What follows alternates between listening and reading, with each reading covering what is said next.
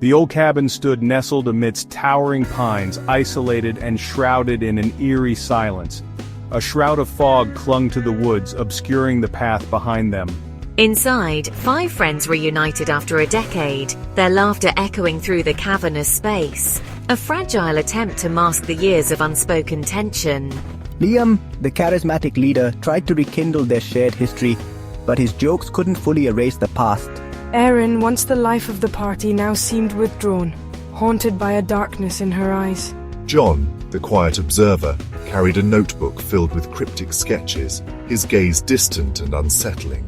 Then there was Maya, always the pragmatist, her sharp wit masking a deep vulnerability. And finally, Daniel, the troubled one, his arrival marked by nervous glances and hushed whispers.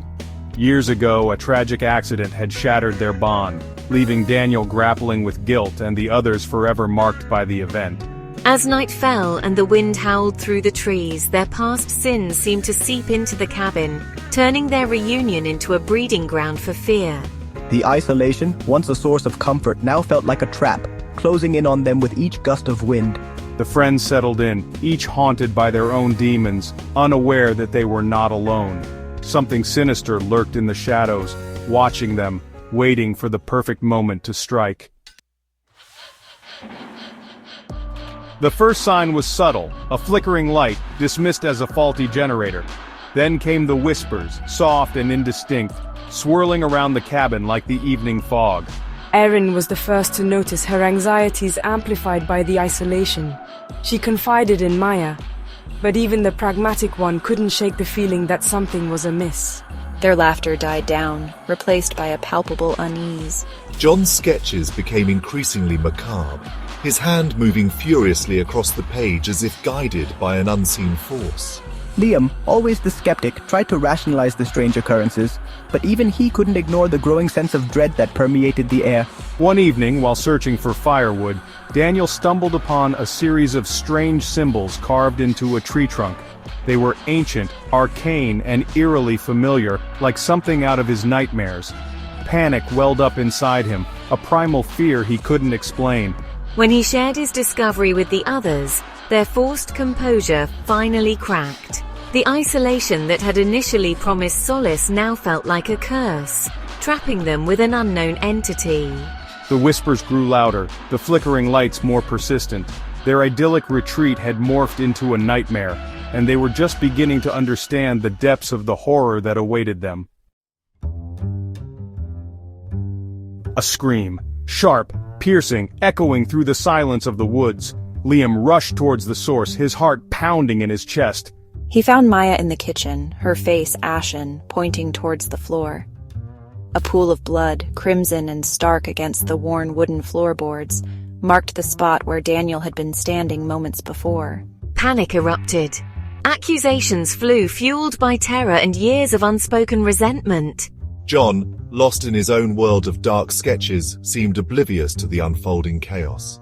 Erin, on the verge of a breakdown, retreated further into herself, her eyes wide with terror.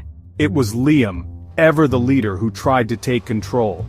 He searched for Daniel, his mind racing, desperately clinging to the hope that he was still alive. But the blood trail led to the front door, now ajar, revealing nothing but the impenetrable darkness of the woods beyond. As night fell, the friends barricaded themselves inside the cabin, their sanctuary now a prison. Fear hung heavy in the air, thicker than the fog that pressed against the windows. They huddled together, listening to every creak and groan of the old house, every rustle of leaves outside, their eyes darting to the shadows, expecting the worst. The attacks continued, each one more brazen than the last. John's cryptic sketches, once dismissed as artistic eccentricity, now revealed a chilling truth. He had foreseen it all. The symbols, the whispers, the blood, every terrifying detail meticulously documented in his notebook. Driven to the brink, Liam confronted John, demanding answers. But John only stared back, a vacant look in his eyes, and uttered a single bone-chilling phrase. "It's not over. She's coming for us all." His words sent a shiver down Liam's spine.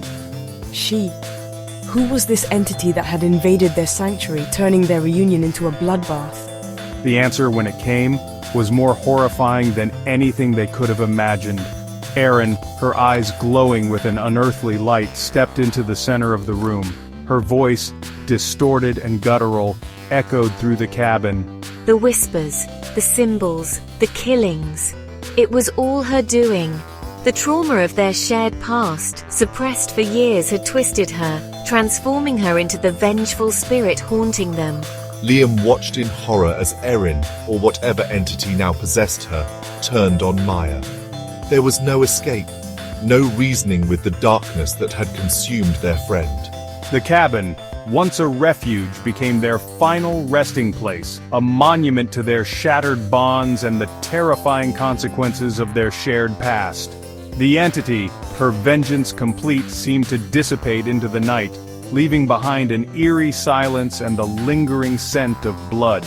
But as dawn broke, casting long shadows across the blood-stained floor, one question remained.